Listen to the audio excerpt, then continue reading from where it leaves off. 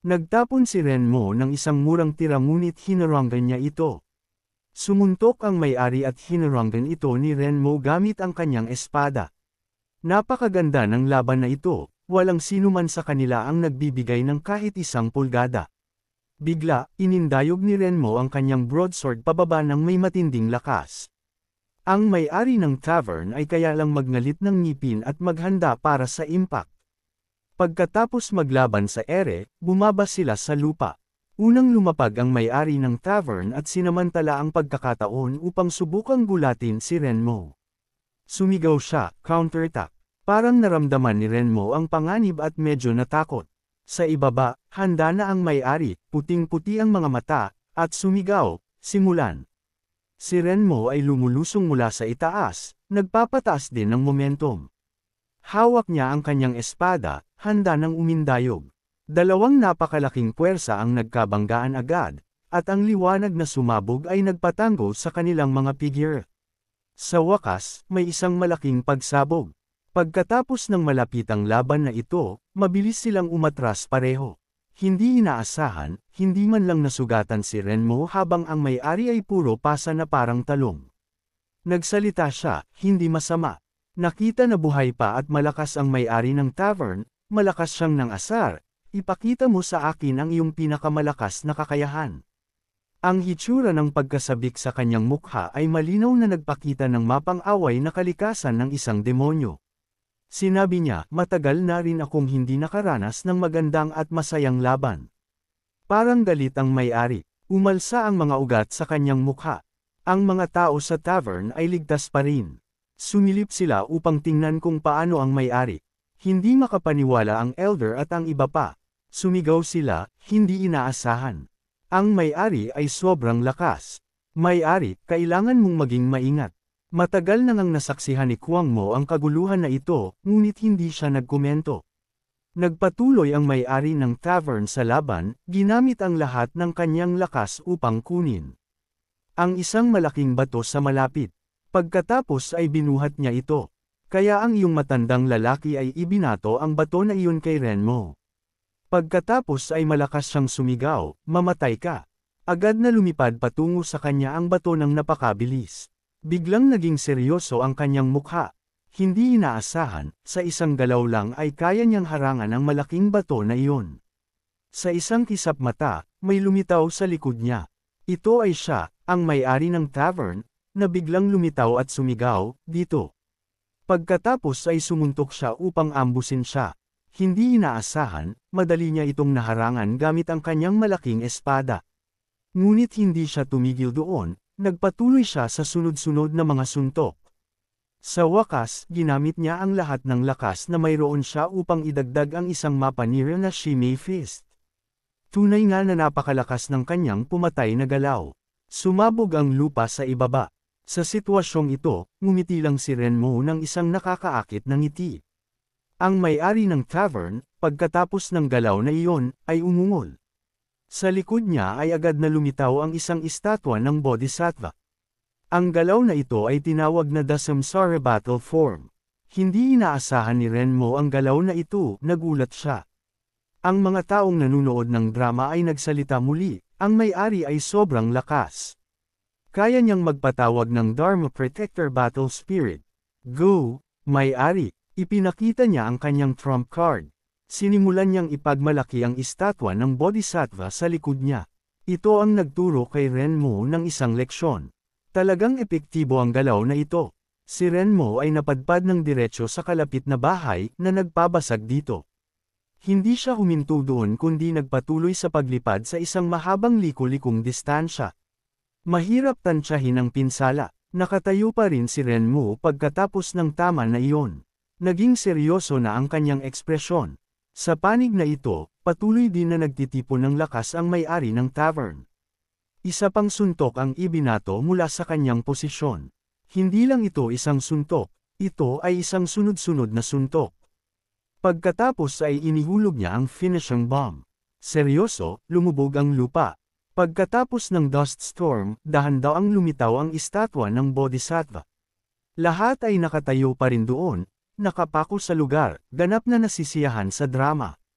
Bigla, nakita nila ang isang bagay na nagpatango sa kanilang mga mukha sa gulat. Seryoso, ang battle form ni Boss ay baliw na mapa nila. Sinuntok niya ang isang buong lugar na naging freaking crater. Nagsisimula ng lumino ang alikabok at usok. Ang tavern ay nakalutang pa rin sa ere, nasa battle mode, ngunit makikita na pagod na siya. Bumibigat ang kanyang paghinga. Nawala ang usok upang ipakita ang isang pamilyar na figure. Si Renmo ito. Ganap siyang walang galos. Ang may-ari ng tavern, pagkatapos gamitin ang bawat onsa ng lakas na mayroon siya mula pa nang siya ay bata, ay nakatitig lang na hindi makapaniwala. Ang usyosong pulutong na nanunood ay nagulantang din, sumisigaw, hindi pwede. Walang ni isang galos si Renmo.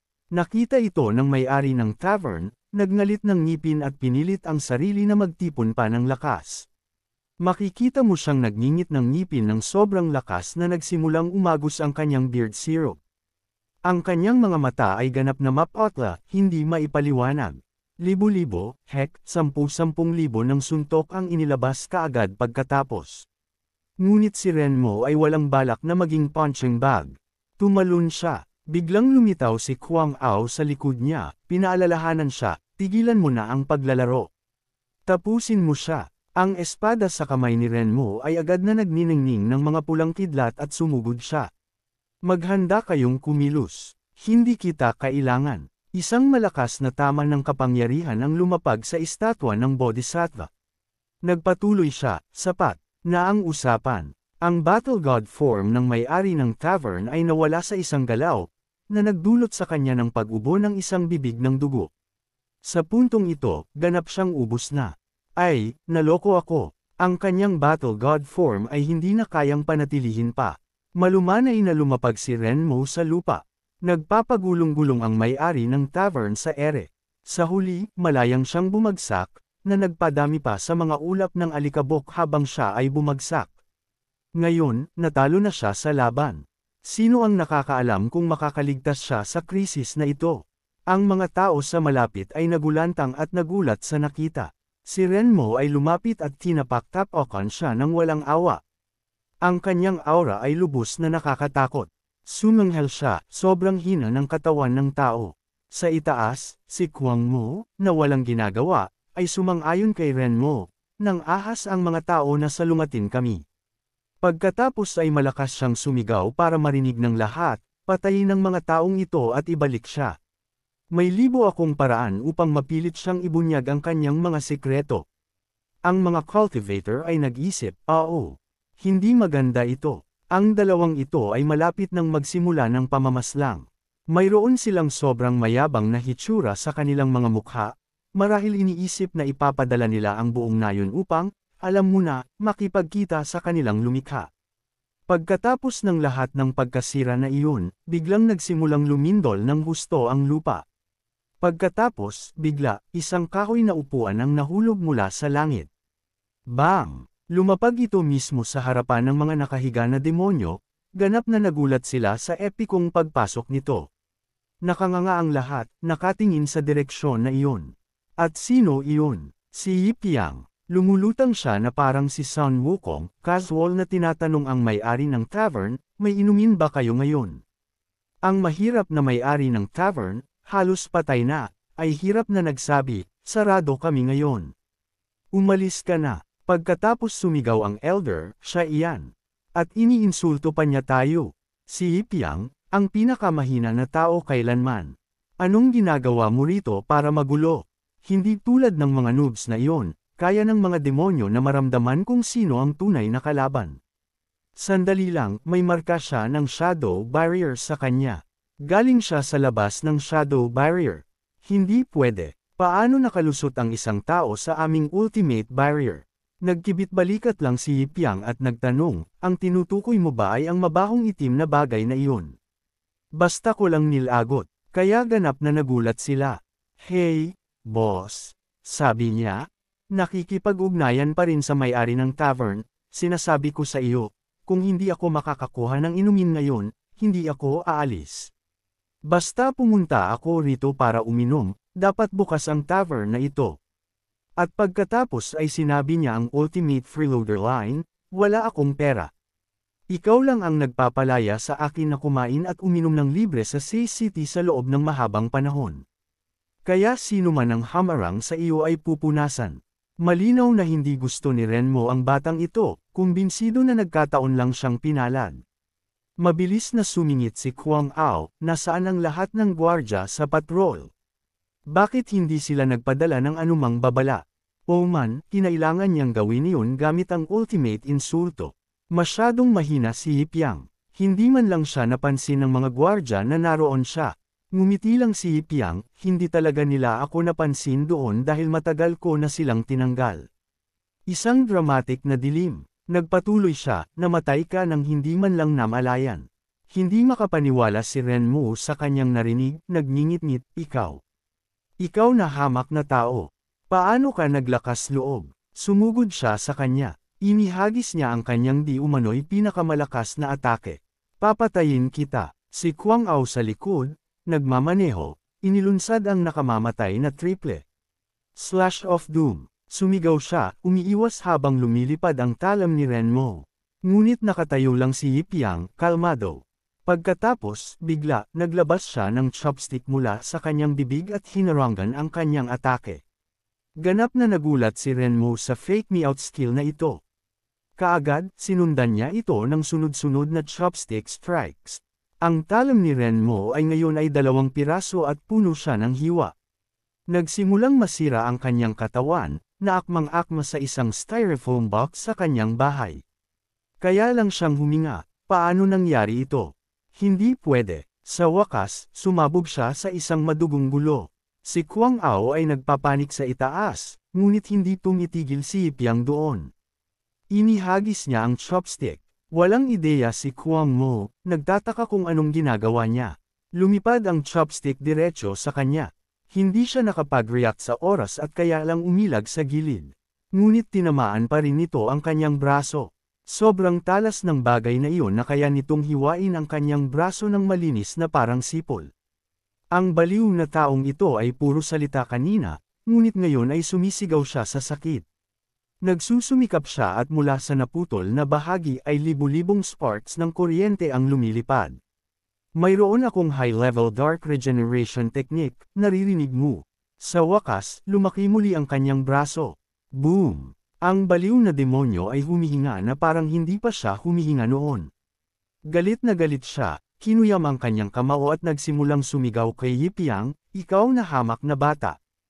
Ang magic chopstick ni Yip ay lumipad pabalik sa kanyang may-ari.